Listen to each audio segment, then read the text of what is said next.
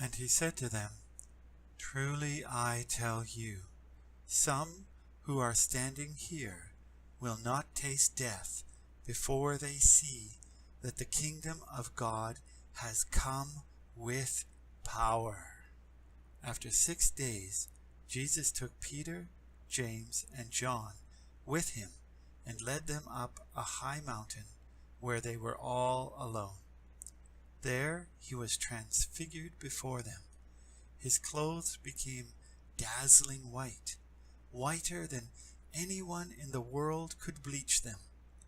And there appeared before them Elijah and Moses, who were talking with Jesus. Peter said to Jesus, Rabbi, it is good for us to be here. Let us put up 3 shelters, one for you, one for Moses, and one for Elijah. He did not know what to say. They were so frightened. Then a cloud appeared and covered them, and a voice came from the cloud. This is my Son, whom I love. Listen to him. Suddenly, when they looked around, they no longer saw anyone with them except Jesus. As they were coming down the mountain, Jesus gave them orders not to tell anyone what they had seen until the Son of Man had risen from the dead. They kept the matter to themselves, discussing what rising from the dead meant. And they asked him, Why do the teachers of the law say that Elijah must come first? Jesus replied, To be sure, Elijah does come first and restores all things. Why then is it written that the Son of Man must suffer much and be rejected? But I tell you, Elijah has come, and they have done to him everything they wished, just as it is written about him. When they came to the other disciples, they saw a large crowd around them and the teachers of the law arguing with them. As soon as the people saw Jesus, they were overwhelmed with wonder and ran to greet him. What are you arguing with them about? He asked. A man in the crowd answered, Teacher, I brought you my son, who is possessed by a spirit that has robbed him of speech. Whenever it seizes him, it throws him to the ground. He foams at the mouth, gnashes his teeth, and becomes rigid. I asked your disciples to drive out the spirit, but they could not. You unbelieving generation, Jesus replied, how long shall I stay with you? How long shall I put up with you? Bring the boy to me. So they brought him. When the spirit saw Jesus, it immediately threw the boy into a convulsion. He fell to the ground and rolled around, foaming at the mouth. Jesus asked the boy's father, How long has he been like this? From childhood, he answered. It has often thrown him into fire or water to kill him. But if you can do anything, take pity on us and help us. If you can, said Jesus, everything is possible for one who believes. Immediately the boy's father exclaimed, I do believe. Help me overcome my unbelief. When Jesus saw that the crowd was running to the scene, he rebuked the impure spirit. You deaf and mute spirit, he said, I command you, come out of him and never enter him again. The spirit shrieked, convulsed him violently, and came out.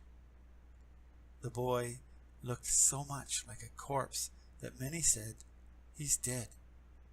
But Jesus took him by the hand and lifted him to his feet, and he stood up. After Jesus had gone indoors, his disciples asked him privately, Why couldn't we drive it out? He replied, This kind can come out only by prayer. They left that place and passed through Galilee. Jesus did not want anyone to know where they were, because he was teaching his disciples. he said to them, "The Son of Man is going to be delivered into the hands of men. They will kill him, and after 3 days he will rise." But they did not understand what he meant and were afraid to ask him about it. They came to Capernaum. When he was in the house, he asked them, "What were you arguing about on the road?" But they kept quiet, because on the way they had argued about who was the greatest. Sitting down, Jesus called the 12 and said, "Anyone who wants to be first must be the very last, and the servant of all." He took a little child, whom he placed among them.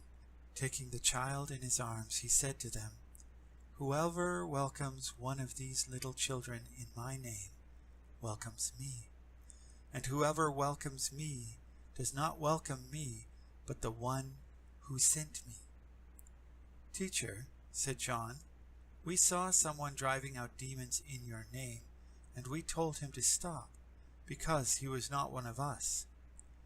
"Do not stop him," Jesus said, "for no one who does a miracle in my name can in the next moment say anything bad about me. For whoever is not against us is for us. Truly I tell you, anyone who gives you a cup of water in my name, because you belong to the Messiah, will certainly not lose their reward. If anyone causes one of these little ones, those who believe in me, to stumble, it would be better for them if a large millstone were hung around their neck and they were thrown into the sea. If your hand causes you to stumble, cut it off. It is better for you to enter life maimed than with 2 hands to go into hell, where the fire never goes out.